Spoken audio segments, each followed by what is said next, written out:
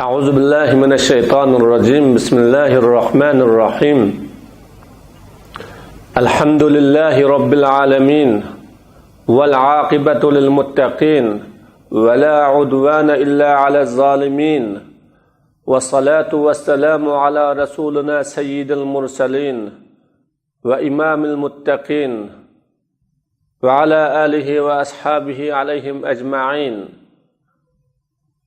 ومن تبعهم بإحسان إلى يوم الدين أما بعد السلام عليكم ورحمة الله وبركاته Hürmetlik savaqdaşlar, biz derisimizning çoğ günahlar hakkında davamlashib kelgan edik. Çoğ günahlarning ichidagi bir necha turlik gunohlarni to'xtalgan va u haqda oldingi darslarimizda so'zlagan edik. Bugungi darsimiz buning ichidagi 3-chi turlik bo'lgan al-haval muttaba bu haqda bo'ladi. Wa min al-muhlikat allati zakaraha al-hadis الهوى المتبع وهو ما حذر منه القرآن في مواضع شتى وقال الله لداود ولا تتبع الهوى فيضلك عن سبيل الله. Yuqoridagi hadis tilga olgan halok qilguvchi cho'ng gunohlarning ichidan birisi nafsi xohishiga ergishish. Yani nefsi xahişini yetaklab mangadigan, nefsi xahişini insanni so'rab mangadigan o'ringa ochib qo'yish. Bu nefsi xahiş insonda bo'lmasa bo'lmaydigan muhim bir ish bu. Chunki dunyoning taraqqiy qilishi, hayotlikning gullanishi uchun nefsi xahiş buluş gerek. Nefsi xahiş bo'lganlik uchun inson kiyim kiygisi keladi, yegisi keladi, ichgisi keladi va har xil dunyodagi inson qilishadigan va erishishni orzu qiladigan har narsani orzu qiladi. Natijada uning uchun ishlaydi, uning uchun tirishadi, uningga ahmiyat beradi. Mana bu orqali dunyo taraqqiy qiladi, dunyo gullanadi.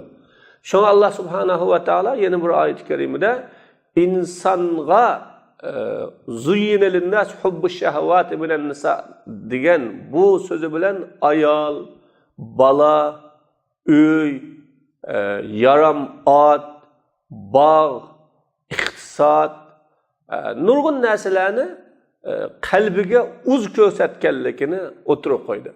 Shunga inson oilasi bo'lishni, avlodi bo'lishni, ayoli bo'lishni, mol dunyolari bo'lishni, bog'vorallari bo'lishni orzu qiladi, shuning uchun ishlaydi, shuning uchun jafo tortadi.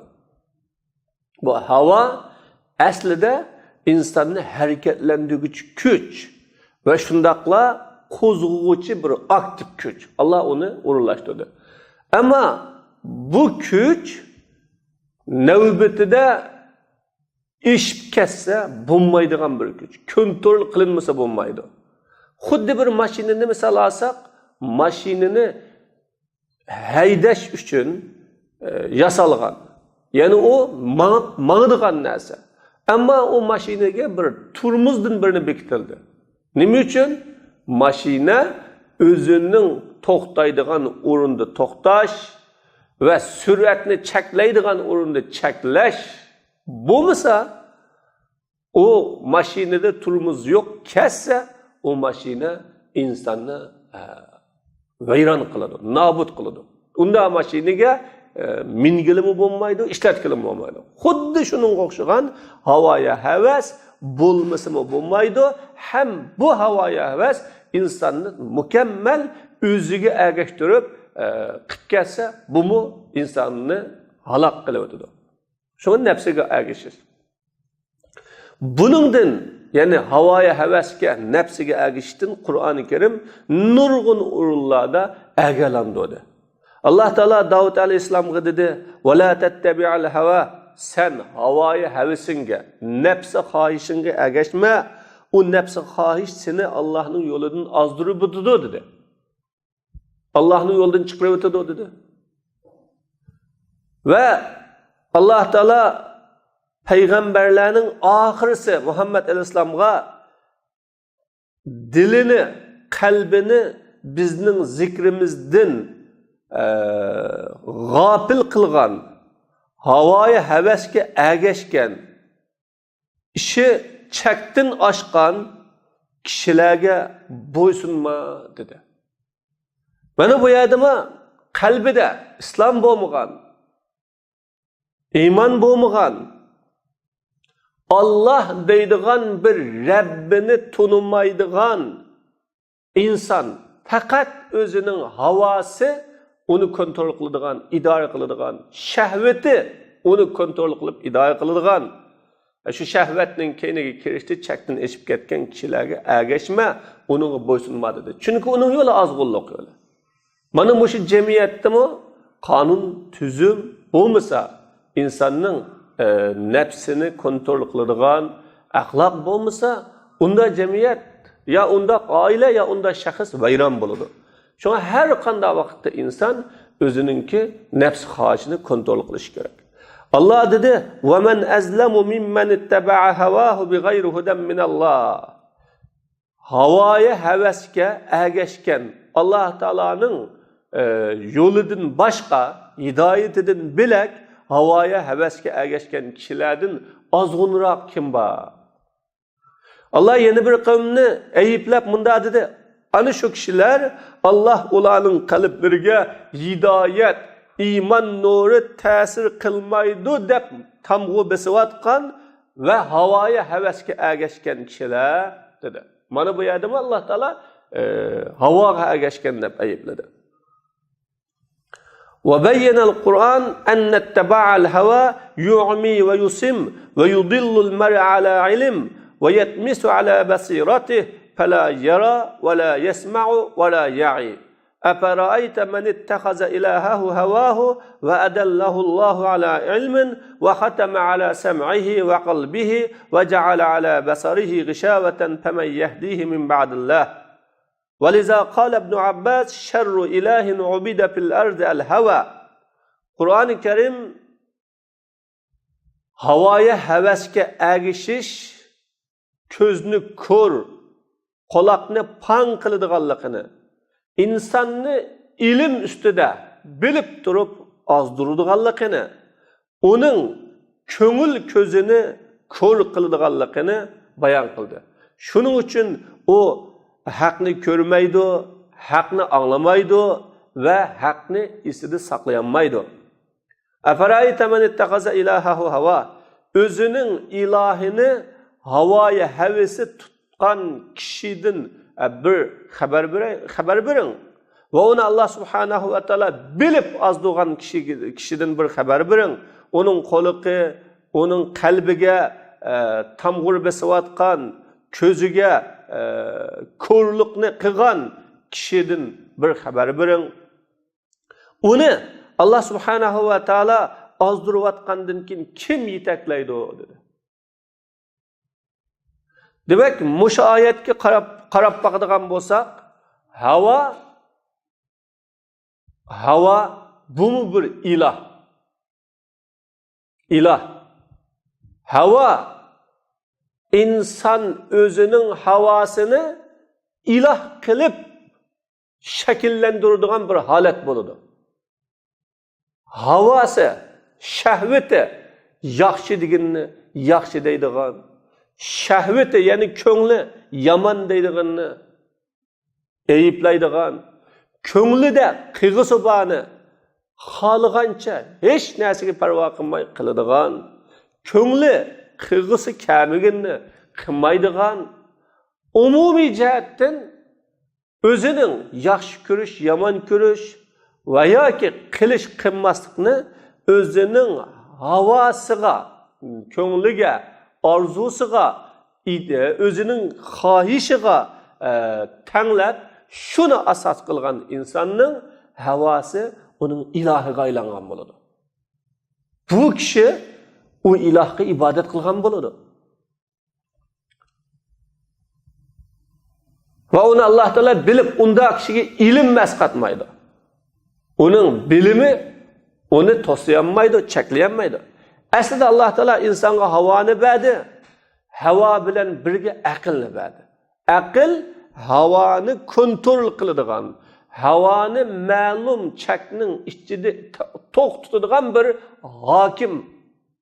Ama aqldan iborat hokimning boshqarishidan chiqib ketgan bu havo insonning qo'liqini anglamas, ko'zini ko'rmas, qalbini tushunmas qilib qo'ydi. Aningdan keyin bundaq insonni hech kim hidoyat qilolmaydi va to'g'ri yo'lga boshlanmaydi. Shuning uchun Abdullah ibn Abbas sharru ilahin ubida fil ardi al-hava. Dunyodagi ibodat qilingan ilohning eng yomoni havoya havas dedi. Ve ja'alal Kur'an fi tali'ati asbab dukhulul cennet nehyun nefsi anil hava. Kur'an-ı Kerim cennetki kirişinin sebeplerinin beşide nefsini havaya hevestin tosuş kıldı. Ve emma men khafe makame rabbihi ve nehen nefsi anil hava fe innel cennete hiyel me'va. Özünün Rabbiden aldıda turuştun korukkan, nefsini havaya hevestin toskan kişi cennet o kişinin uğurlaştığı cayı dep bayan kıldı. Demek hava onun ornu kalp. Kalpnin işi. İnsan hava bilen Allah subhanahu ve ta'alaga en yakın boğulu buludu. Taat ibadetki kızık durduğunu, taat ibadetki ündeydiğini, insanın muşu zeminde mevcut bulap turuşka sebepçi buluduğunu yeni hava, aile, evlat ve özününki hakkını yaş görüp şunun ündeydiğini hava. İnsanı azdırıdığın, hakkın yiraklaştırıdığın, dünyada halıgını kıygızıdığını mı yeni bu hava. Şuna hava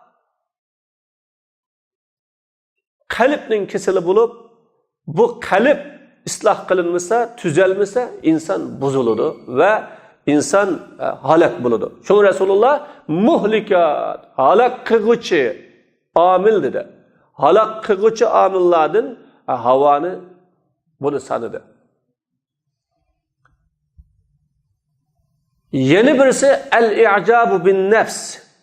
Özünü çoğ çağlaş. Ya ki özü bilen pəxirleniş.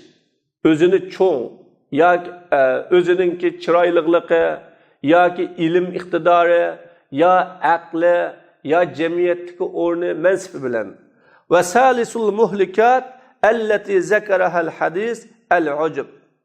İbn-i Teymiye el-ucub min babil işraki bin nefsi dep koygan iken. Yani özünü çoğçağlaş, özü bilen acapleniş, özünü Allah'ı şirk keltişinin katarı kirdi. Bazıları butni şirk keltirse, bazıları özünü Allah'ı şirk keltirdiğin. Çünkü özü şunda bir çoğ. Hadis-i şerif tilga ağan muhlikatlının, halak kılgıcı amillerinin üçüncüsü öcüp, acapleniş. Ya ki i'cabul mer'i bi nefsi, insanın özünü çoğçağlışı, özü bilen acaplanışı. فَاِنَّ الْمُعْجِبَ بِنَفْسِهِ لَا يَرَى عُيُوبَهَا وَاِنْ كَبُرَتْ وَيَنْظُرُ إِلَى مَزَايَاهَا وَمَحَاسِنِهَا مِنْ وَرَاءِ مِكْرُوسْكُوبٍ فَيُزَخِّمُهَا وَيُهَوِّلُ مِنْ شَأْنِهَا. Hakikaten özünü çoğçağlaydıgan, özü bilen pəxirlenidigan kişi özünün ayıplarını kömeydi o. Gerçi o ayıpları şunca çoğun olap kesse ama özünün ayıplarını kömeydi.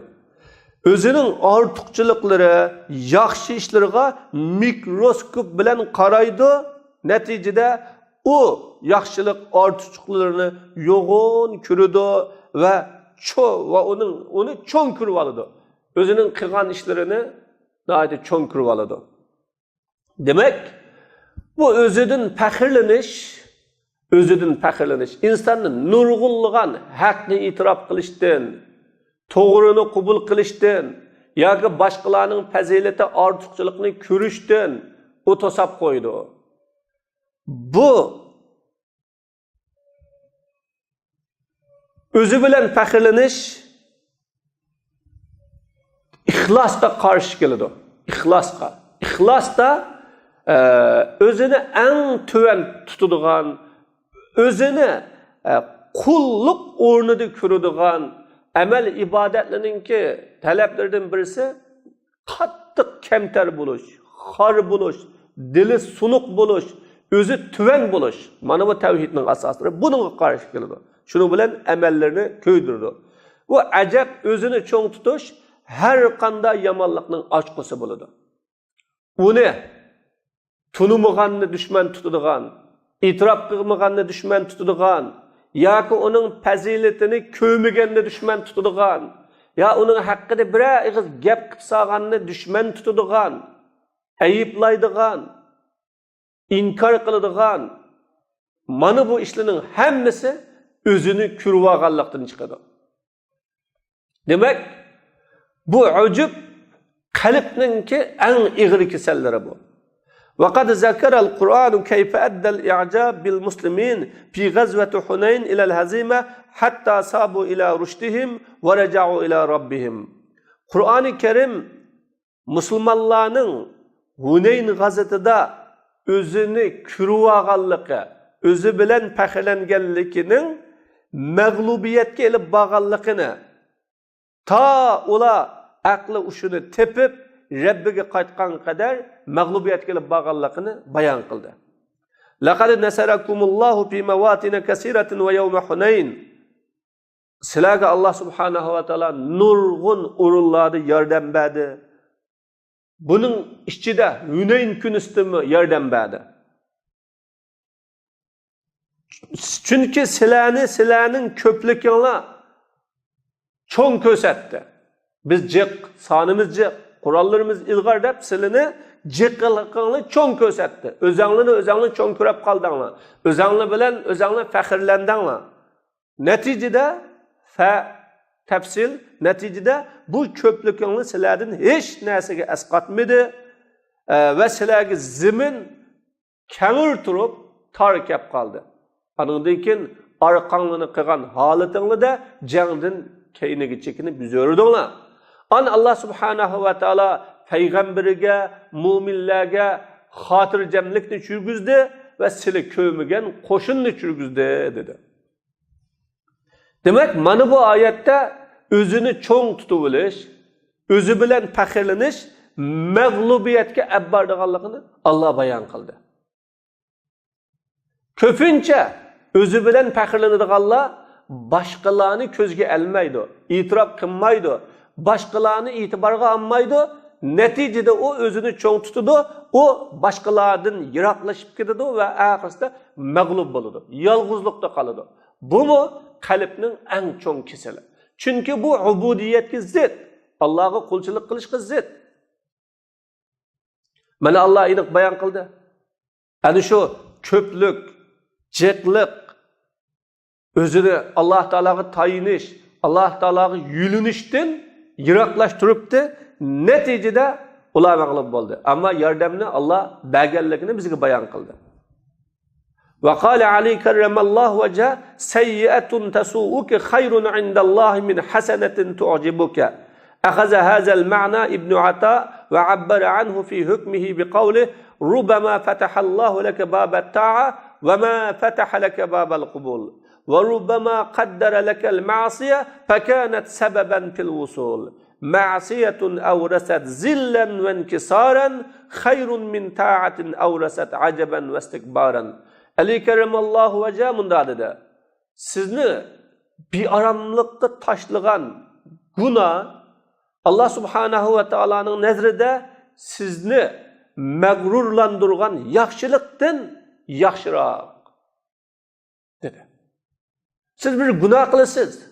Onundan içiniz puşudu. Köңlünüz yerim buludu.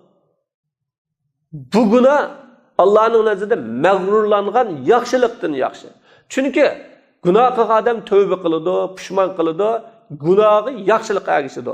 Ammo yaxshi qilgan odam u amalidan mag'rurlansa, u amalidan men yaxshi qilib oldim-ku deb o'zini cho'ng tutsa, u balkim qabul bo'lmasligi mumkin. Chunki u riyoga, sum'atga yaqin bo'lganlikdan qabul bo'lmasligi mumkin, u mahrum qoladi. Bu ma'noni İbn Atta oldi va uningdan o'zining hikmatlik so'zlarida ifodalab munda dedi. Alloh taolo sizga toat ibodatning eshigini ochib berishi mumkin. Vaholanki sizga qabulning eshigini ochmaydi. Toat ibodatning eshiklari eshiladi. Nurg'un toat ibodatlarni qilasiz, ammo u toat ibodat qabul bo'lmaydi. Chunki siz şu qilgan amalingizdan faxrlanasiz, qilgan amalingizdan o'zingizni cho'ng tutasiz, yo qilgan amalingizdan rohat olib qolasiz. Boshqalar uxlaganda men uxlamadim. Boshqalar o'zining turmush g'amini yeganda men turmush g'amimni yemay, dinning g'amini yedim. Boshqalar rohat yashasa men jafo tortdim. O'sha dinimni deb, yaxshi qilaman deb, toat ibodat qilaman deb. Degan bilan bir xil faxrlanish, qanoat qilish, rohatlanish, hatto shu sababdan boshqalarni kimtingsan deb ko'z kelmaslik gap qiladi. Buning bilan amal qabul bo'lmaydi. Balkim sizga bir ma'siyat taqdir qilinadi, u ma'siyat Alloh taologa yetishning sababi bo'ladi.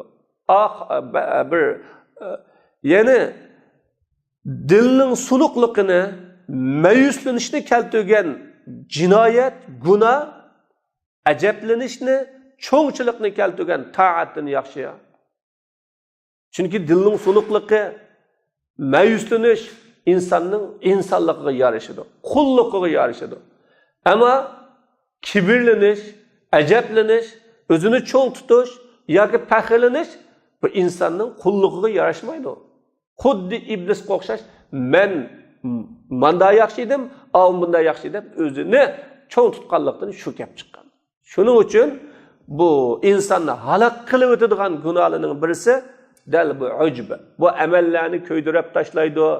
Hattoki bu ujb shirk, ya'ni o'zini shirk qilish. Riyo maxluqni shirk qilishga olib boradi. O'zini shirk qiladi. Alloh taologa o'zini shirk qilgan bo'ladi. Men degan unda pok, yaxshi, iqtidorli.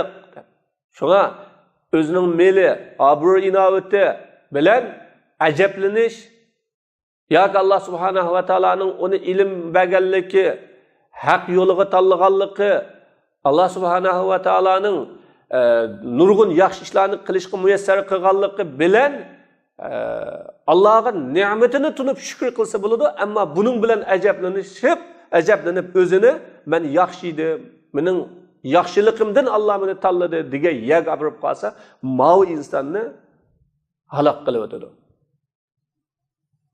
Bu mana qalbning kasali. Ar-riyaul mamqut. Alloh tarafidan yomon ko'riladigan riyo.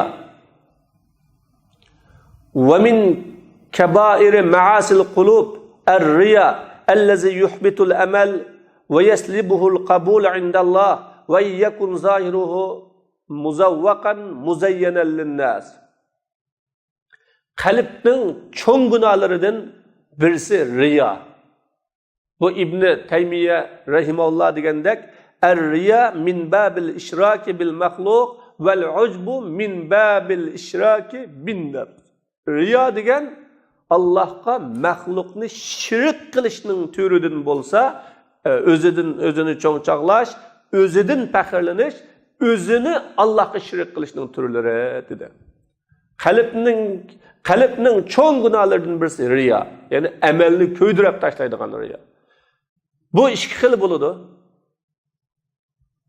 Biri amalning savobini butunlay ko'ydirib o'tadi. Birisi shu amalni va u amalning Allohning oldida qabul bo'lishini to'sadi bu riya.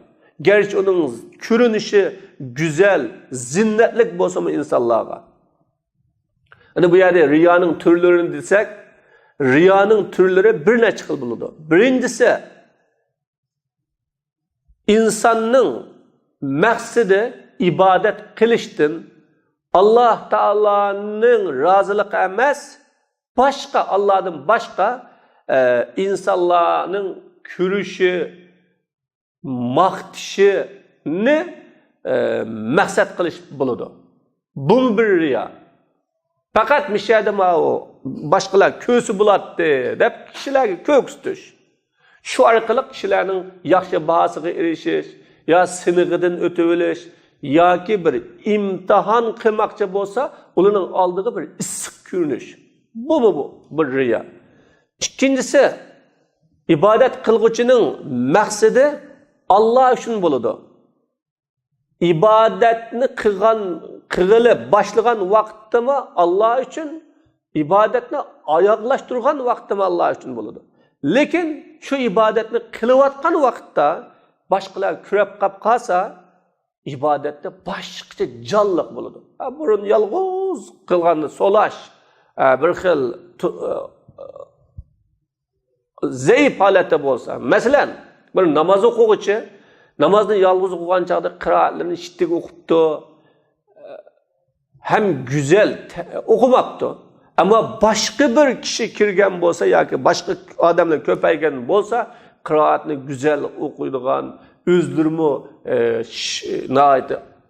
şaş turuduğun namazda bu kalsa, bu mu bir emel ibadetinin savabını kemeytiduğun riya. Üçüncüsü, namaz ibadet kılıqçının maksidi Allah için. Beşidi mi şu, kiyin mi şu. Ama başkalı kösü hoşulap gidiyorgan. Şundan bir namaz okuvatkan halatimde, ya ruzu tutuvatkan halatimde, ya ma hizmetini kılıvatkan halatimde köydü o. Hem de buna bir maktaydı o degen. Bunda bulap kalsa bu mu riya?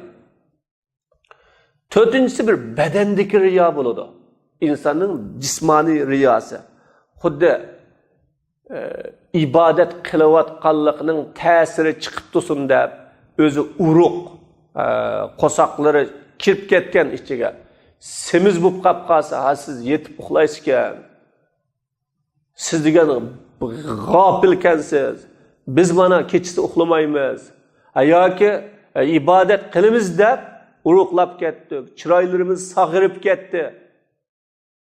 Xuddi ro'za tutgan odam qosaqlari kirib ketgandek, chiroyli sag'irib ketgandek, bu xil holatda bir ibodat qilganning ko'rinishini boshqalarga berish uchun qiladigan bir riyo. Beshinchisi kiyim-kechak tarafdan riyo.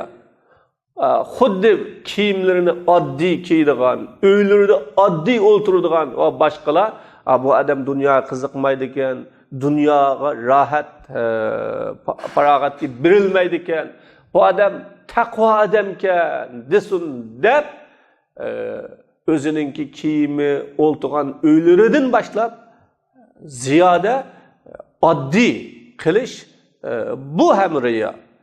Oltinchisi vaznasiyat tabliğdagi so'zdir riyo.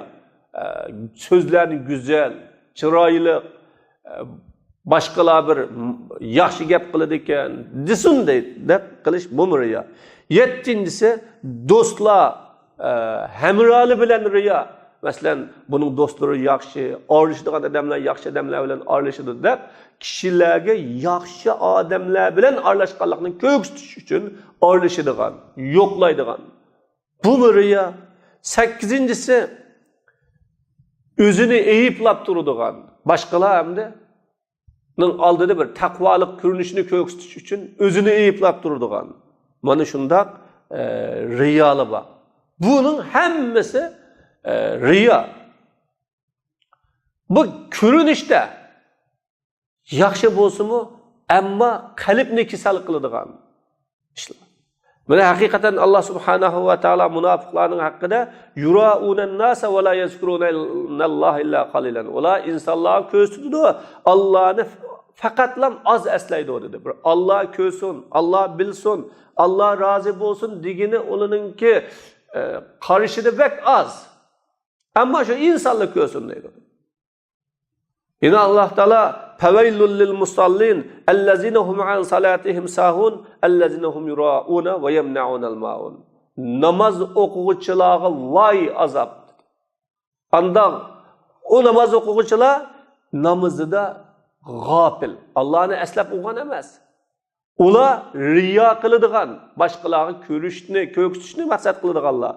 Ve öy seramcallarını, kulun koşnalarını tosuduğan. Mesela maşinesi lazım bulup kaldı, ya motorları lazım bulup kaldı, ya öyünün içinde işletidigan aşkanı saymalları, öy saymalları degendek bir nesiller lazım bulup kalsa, onu benmeydigan, onu yok dep turvalıdigan. Bu mu hem İslam'daki načar ahlak bu. Kulun koşnudacılıktaki načar ahlak bu. Allah Teala bir şeyde namaz okuğuçulağı vay dedi. Çünkü bu namaz okuğuçular riya kılıtkan namaz okuğuçularıydı. Kur'an-ı Kerim riya kılgıçının infakını yani çıkım kıgallıkını فَمَسَلُهُ كَمَسَلِ سَفْوَانٍ عَلَيْهِ تُرَابٌ فَأَسَابَهُ وَابِلٌ فَتَرَكَهُ سَلْدًا dep tasvirledi. Onun misali kişilerge köksüşünü maksat kılıp sadaka kılgan adamның misali onun üstüde nipiz topu boğan silik taşqa okşaydı o. O taşqa, o topuğa yağmur düştü. Neticede o yağmur topunu hiç nesi yok halette koyup koydu. Xuddi bir nipiz topa konuğagan bir taş bolsa, yağmur yaqqandan taşның üstündeki topularının hemmisi yok bolgandek riya qilguvchining amali shunda bo'ladi. Riyası o amelning savobini Allah Teala'nın aldığında kabul buluşunun hemmini baka qilib o'tadi. Ve kad zekretil ahadis enne riya derbun mineşşirk. Hadisler riyanın şirknin bir türü ekanligini tilga oldi.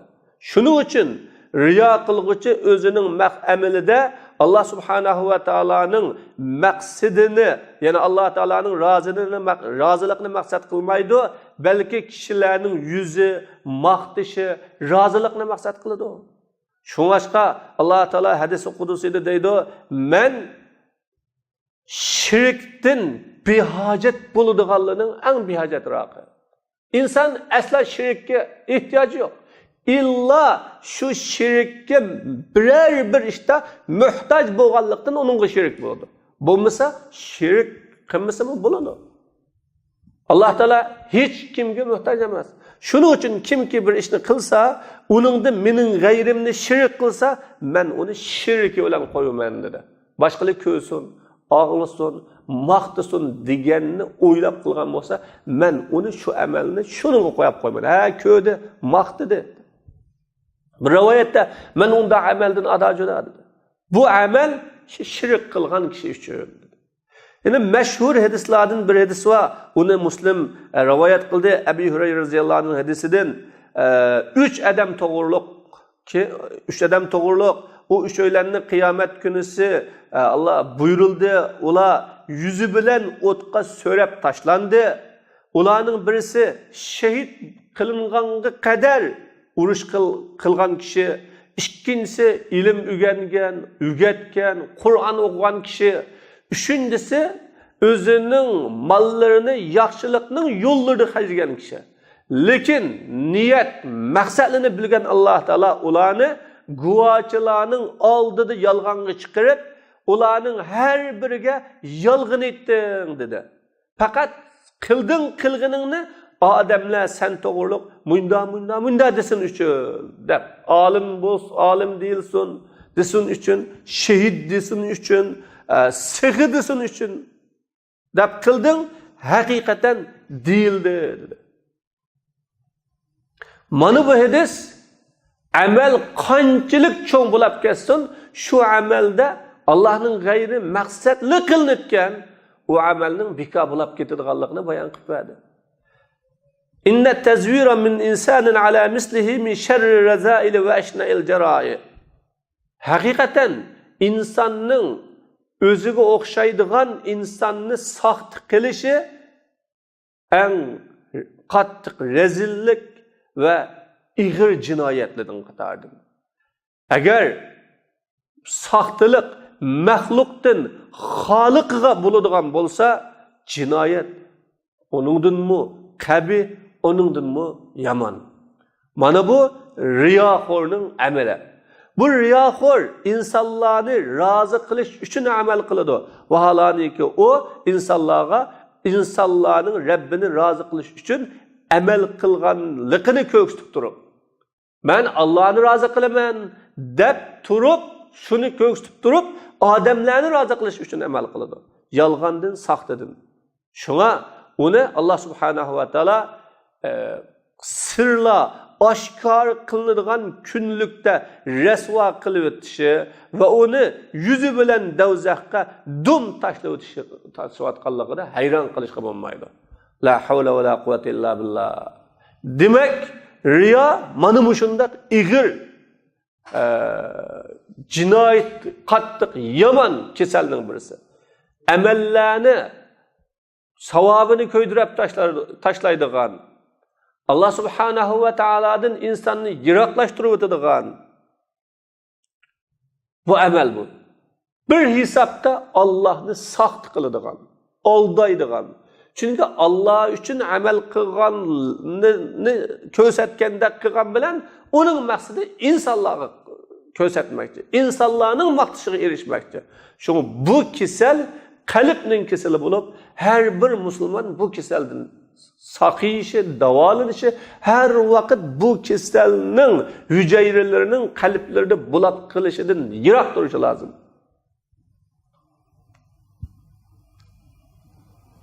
Qalbga kirvasi bo'lmaydigan kasalning birisi hubbud dunya va iradatuha. Dunyoni yaxshi ko'rish va dunyoni iroda qilish. ومن كبائر معاصي القلوب حب الدنيا وإرادتها وإيثارها على الآخرة. İbn Qayyum rahimahullah bu dünyanı yaxshi ko'rish haqida hubbud dunya ra'su kulli xatiya. Dunyoni yaxshi ko'rish hamma xatolikning beshi degan. Amaliyotda bu qarab boqadigan bo'lsak, dunyodagi kafir bo'lishmi, kişinin hakkını yep ketişmi, başkalarını öldürüşmü, zulüm selişmi, şeriatının çekçigralarından çıkışmı, insani güzel ahlak ve faziletini keynigi taşıp ötüşmü, hemmisi nimi üçün? Dünya üçün. Vatanını setiş, milletinin hıyanet kılış, dininden yüz örüş, hemmisi dünya üçün. Ahirda dünyaga bağlıdır. Hem de bu dünya bazıları hukuk, mensep, abrur, inavet, bazıları her xil şekilde körüngen bilen ahirda dünya. Buna bu dünya sebeplik insan hemme işine kılır. Hemmini. Şuna bu dünya hemme hatalıkның beşi. Ama dünyanı yaxshi ko'rmasa bo'lamdi. Oldingi darsimizda deganimizga o'xshagan dunyoni yaxshi ko'rish kerak. Dunyoni yaxshi ko'rish insonning o'sha dunyoga qiziqishining sababi. Alloh shunga uningga muhabbat, dunyoni yaxshi ko'radigan, dunyoga qiziqadigan bir tabiat bilan yaratib qo'ydi. Bu vaqtda al-hirs hirsan, o'sha dunyoga qiziqish ikki turlik bo'ladi. Biri fojialik, yana biri manfaatlik. Manfaatligi bo'lsa insanın taat ibadetki qiziqishi, yeni birisi dunyoga qiziqishi. İnsan dunyoni qiziqib, tepib, onu Allah'ın rızalығы üçün sarf qila oladi ve shuningga minib Allah'ın yo'liga da Allah'ın yeniga manga oladi. Bu dunyoga qiziqish bu yaxshi ish.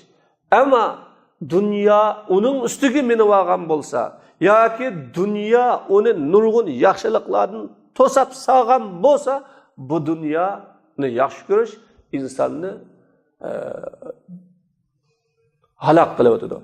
Va min kabair ma'asil qulub. Shu qalbdagi cho'ng gunohlarning qatoridan dunyoni yaxshi ko'rish, dunyoni iroda qilish, dünyani ahirettin tanlaş. Bu her qanda hatalıqның beşi. Wal xatar huna laysa fi imtilaki dunya. Xatar bu yerdeki dunyoga ega bo'lganlikda emas. Islom dunyoga ega bo'lmang demaydi. Belki dünyani irade qilganlikda, dunyoga qiziqqanlikda, dunyoning matolari, zinnatlari, bu shunga qiziqqanlikda xatar bu yerda. Ve iza ijtama'atid dunya wal akhirah asara al-ula ala al-akhirah ve hadha huwa sababul halak ve dimar fi'd darain. Agar dunyo oxirat jug'lishib qolsa, birinchisini dunyoni oxiratdan yuqori biladi, tanlaydi. Mana o ikkili dunyodagi halok bo'lish, vayron bo'lishning sababi. Endi insonning dunyo bilan oxiratning, ya'ni dunyo bilan oxiratni tanlash to'g'ri kelib qolgan chaqda, ba'zi bu shu dunyoni tanlab qoladigan, dunyoning menfaatini tanlab qoladigan ishlar bor. Oxiratning ishlaridan yuz o'rib, oxiratning ishlaridan qilib, oxiratning ishlaridan. Shunda bo'lgan vaqtda bu dunyo insonga nisbatan xatarlik bo'ladi. Shunga qalbga dunyoning muhabbati, rohat farog'atning muhabbati kirilishi, butunlay egallilishi, uning o'ylaydigini, so'zlaydigini, atdigandan kechki uydan chiqqanda izlaydigini, davomli xiyolida g'amini qiladiganini dunyo bilib qolsa, bu xatarlik. Ammo u orqali Allohni rozi qilish, musulmonlarning xizmatini qilish, yaxshi amal ibodatlarni o'tirib chiqilish bilib qolsa yaxshi. Ammo hamma musulmon bugun shuni niyat qiladi, lekin qilgan ishini o'ylanib baqish kerak va shu qilgan ishini qalab baqish kerak. Allah Taala oxiratning haqida bunda deydi: "Fa amma man tagha va asara al-hayatad dunya fa innal jahima hiyal ma'wa." Haddidan oshgan, hayoti dunyoni oxiratdan yuqori bilgan, tanlagan kishi jazman jahannam unda kishining joyi. Chunki u jahannamga boradi o dedi. Dunyoni oxiratdan yuqori bilish dovzaxning yo'li. Man kana yuridul hayatad dunya va zinataha. Qanday bir kishi hayoti dunyoni iroda qilsa, uning zinnatini, rohatini iroda qilsa, biz ularning ishini dunyoda to'liq qilib bitamiz. Shu dunyoni iroda qilib, dunyoni maqsad qilib qilgan har qanday ishini dunyoda to'liq qilib bitamiz. Yetkazamiz maqsadiga. Ular u dunyoda kamaytilmaydi. Ana shularga oxiratda o'tdan boshqa nasibisi yo'q. O'tdan boshqa narsa yo'q.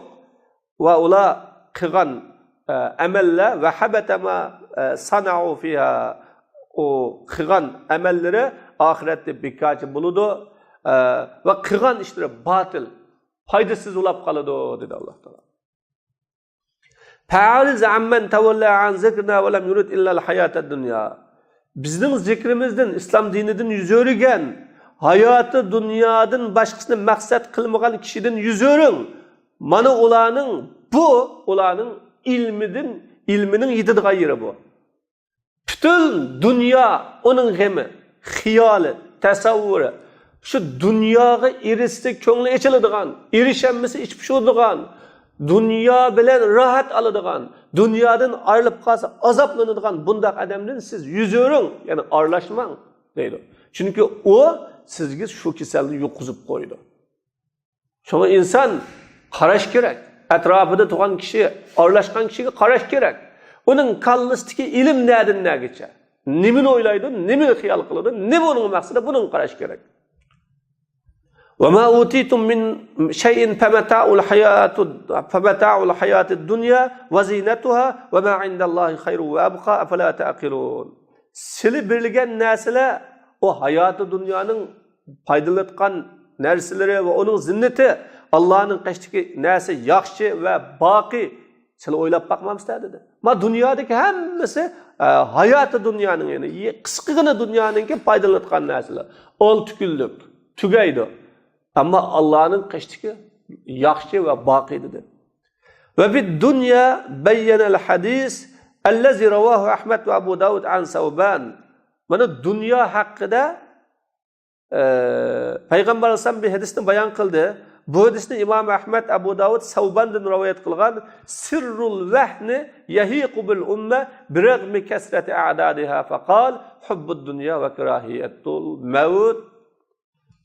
Ummatga o ummatning soni ko'p turib tushgan ojizlikninki, xorlikning sirri dunyoni yaxshi ko'rish va o'limni yomon ko'rish dedi payg'ambar sollallohu.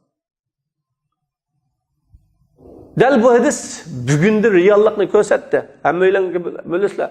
Bugun ummat 1 milliarddan oshdi. Ammo 1 milliard inson dunyoda eng xor.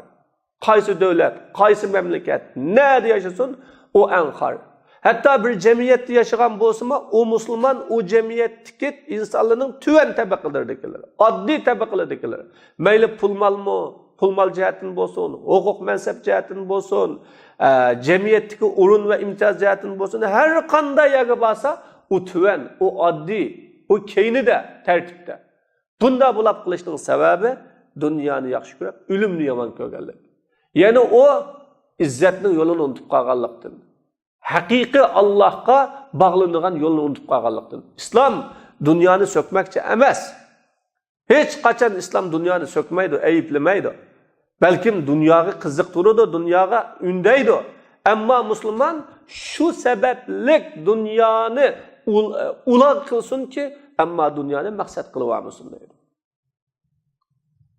Mana bu kesel qalbdagi eng og'ir kesel. Bu kesel kirdi bütün eskilikning hammini qiladi. Bu kesel kirdi barcha yaxshilikdan mahrum qiladi. Bu dunyoni yaxshi ko'rish keseli insonning qalbiga kirdi.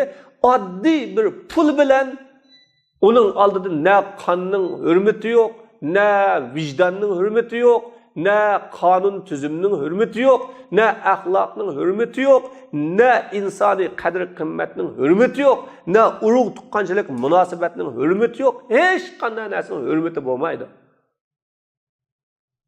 O barcha jinoyatni qiladi o. Shuna İslam bu qalbga dünya so'ygusini, dünya muhabbetini kirgizib olishning o'zini kibr gunohining qatoridan hisoblagan. Musulmon davomli qalbini tekshirib turish kerak. Hubbul mal vel jahi vel mansab. İqtisod,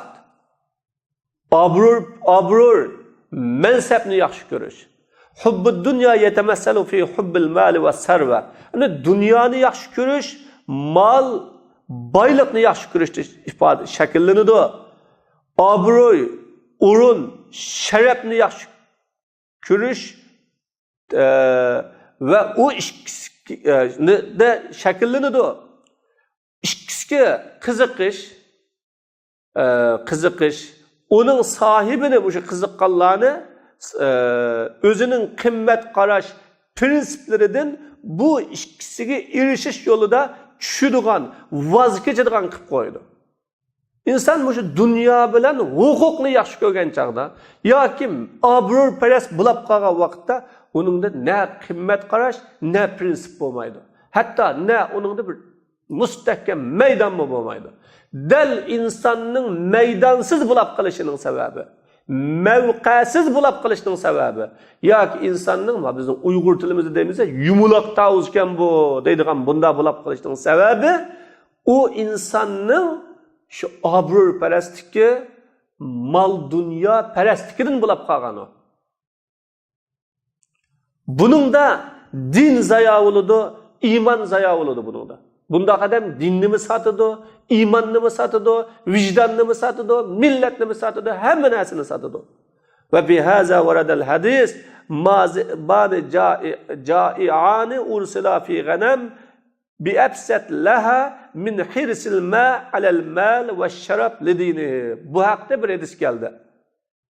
Qo'yning ichiga avatilgan och bo'rilar o qo'yni buzuvotmaydi. İnsanning mal ve yüz obro'ga hirisman bo'lganligi dinini buzuvotgandan bakroq. Yüz obro' malga hirismanligi dinni bakroq buzuvotdi. Mesela qo'yning birdan bir xatiri nereden? Och bo'rilardan. Bo'ri kep yeydi, bo'ri kep talaydi, bo'ri kep onu yo'qtidi. Şunun o'xshash insonning dinini birdan-bir buzutgan narsa onundaki yüz obro'parastlik, inovatparastlik, shuhratparastlik ve mal dunyo parastlik. Çünkü bu obro', inovatini deb inson dinini sotadi. İmanını sotadi.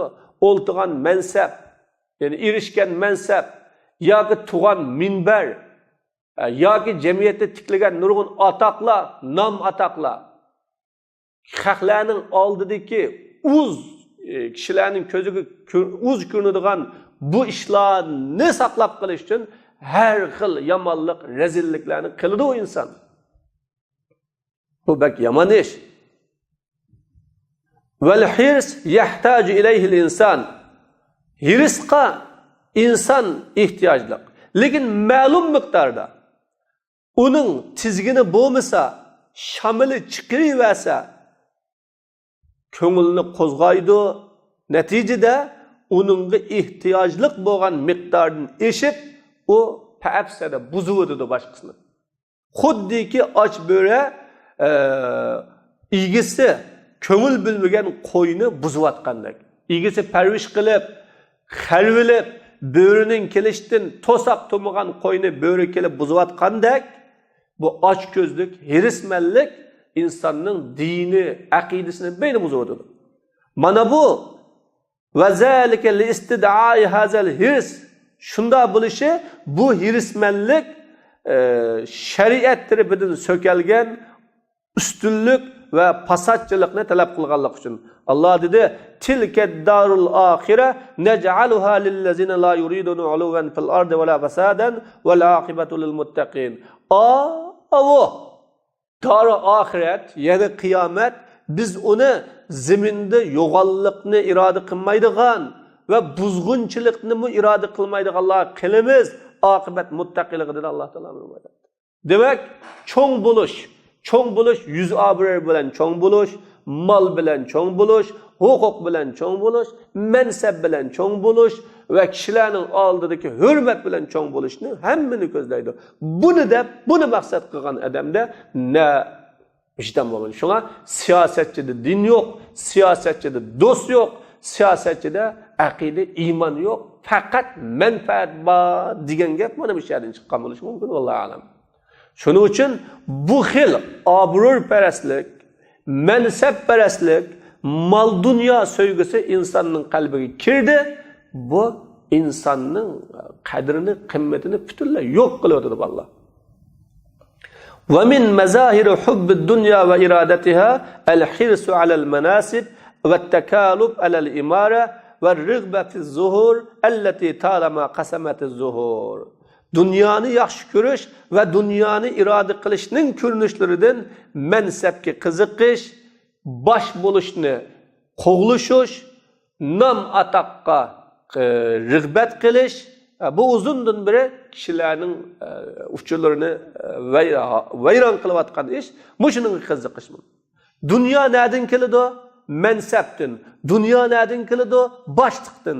Dunyo nereden keladi? Nom atoqdan keladi. Mana bununla erişiş, bu dünyanın soygusu. Ve huve ma rabbaha minhun nebiyyu ummete ve kal innekum setahrusun alel imara ve inneha setekunu nedameten ve hasraten yevmel kıyame feni'mel murdi'a ve bi'sel tilpatime. Bunundan Peygamber aleyhissalatü vesselam ümmetini korkuttu bunda degen sila innekum şek şüphesiz ki sila baş buluşqa emir buluşqa qiziqsizlar. Bu yakında yani kıyamet günü nadamet, hasret buludu. Ümit küçü. Yani bek yaxşı, ayrılgıçı bek yaman. Peygamber aleyhissalatü vesselam bu hadiste hukuk mensepinin bir süt beradigan emçekki o'xshatdi. Xuddi süt bergan emchakni emish oson, ammo uningdan ayrilish oson. Ayrılmak tez. Xuddi huquq parast bo'lib ketish, mansab parast bo'lib ketish, bosh bo'lishga oldirab ketish, bu şu kadar bir ig'ir ishki, buningdan ayrılib qolib qolgan, qo'lidan chiqib ketgili qolgan vaqtda inson har qanday narsadan voz kechadi. Şuna bizlerning içimizde bir gap bor, hukuk qiz bola degan bir gap bor. Har vaqt hukuk qiz bola. Har vaqt hukuk qiz bola. Demek insan şunun qiziqqandan mu bakroq qiziqdi demekçi. Şebbeha ma yahsulu min nef'il wilaya hala mulabasatiha bir rida ala sabilil istiara ve şebbeha bil fitam inqita'a zalika anha indal infisali anha bi'azlin aw mautin. Peygamber aleyhissalatu vesselam hukuk qo'lida bor holatda hukukning manfaatidan keladigan narsani rizoga o'xshatdi. Ve o Peygamber aleyhissalatu vesselam şu hukukning o kişiden ya hukuktan ayrılıp kelish ya üles sebeplik üzülüp kalgan çağıdaki üzülüşünü pitamga bijikten ayrılışga o'xshatdi. Mana bu emçek bolsa ilgisiga bazı menfaat, nah lezzatlarni beridi, töküdi. Anından keyin tizlam uningdan to'xtab üzülüp qoladi va uningga hasrat, jafo bo'ladi. Shuning uchun aqlli kishi hasrat ergishib keladigan lazzatga qiziqishi tegishli emas. Hala yanbag'i qiziqsa bo'lmaydi, qiziqish to'g'ri emas. Demak, Resulullahning so'zi shu, hukukni Payg'ambar alayhisalom buningga o'xshatdi. Bu barcha yomonlikning, barcha manfaatning, barcha rezillikning anası. Bir insan özünün milletini satıdı düşmaniga, bilib turib, aqidasini satıdı düşmaniga, bilib turib, tilini satıdı düşmaniga, vatanini satıdı düşmaniga, davlatini satıdı düşmaniga, her narsani satıdı düşmaniga, hatta özünü mi satıdı düşmaniga, aqlini mi satıdı düşmaniga, nimani deb, hukukni deb, mansabni deb, obro'yini deb. Bu şuncudur. Bu kişisel insanın kalbinden devamlı tazelenip duruşu gerek. Bu kebir günah bu. Çoğun günah. Millet, devlet, halk hemmini veyran kıp yıkıp öteden günah bu. Ve min kebairi maasil kulub. Kalplerinin çoğun günahlarından el-ya'su vel kunutu min rahmetillah. Allah'ın rahmetinden ümit, üzüş, naumit buluş. Fakat kâle Teala ala lisan nebiyyihi Yakub. Allah Teala Peygamberi Yakub'un tili arqılık ve la teyasu min rahillah Allah'ın rahmetinden ümitsizlenmeğine hakikaten Allah Subhanahu ve Teala'nın rahmetinden kafir kavmlerden başkalar ümitsizlenmeydi dedi. Özünün Halil İbrahim'nin tili arqılık munda dedi. Rabbinin rahmetinden fakatla izip ketken, hak yolundan çıkıp ketken kişiler ümidini üzüdü dedi. Bu ümitsizlik mi? Allah Subhanahu ve kalpteki çoğun günah. Bu nimeden kep çıkan? Allah'ını tanımaganlıktan kep çıkan. Allah Subhanahu ve Teala'nın hakiki düşünmegenlikten kep çıkan. Allah'ın isim sıfatlarını bilmegenlikten. Ahirista bu ümitsizlikten menbası el-cehlu anillah. Allah'ını bilmegenlikten kep çıkanlık. Ve min hazihil kebair el-emnu min mekrillahi subhanahu ve ta'ala. Bu kebir günahlarının katarıdan Allah subhanahu ve ta'ala'nın tuydurma azaplaşıdan emin buluş. Allah Teala efe eminu mekrallah fe la ye'menu mekrallah illa'l kavmul khasirun. Ula Allah'ın tuydurma cezalaşıdan emin bulanmadı. Allah'ın mekrinden ziyan tatqıcı kavmlerden başkalar emin bulmaydı dedi. Demek o beşiğe bir Allah'ın azabı kep kılışını oylamaydıgan, hiyalığımı keltirmeydigan, şunçilik hatırlayacağım. Bizge ölüm peki. Ölümni mi bir hiyalıdan çıkarıvatadıgan, bu hil derecede gaflette buluş, bir kutlukta buluş, hatırlayacağım bulup gidiş, bu mu kalpteki en çoğun günah bu mu?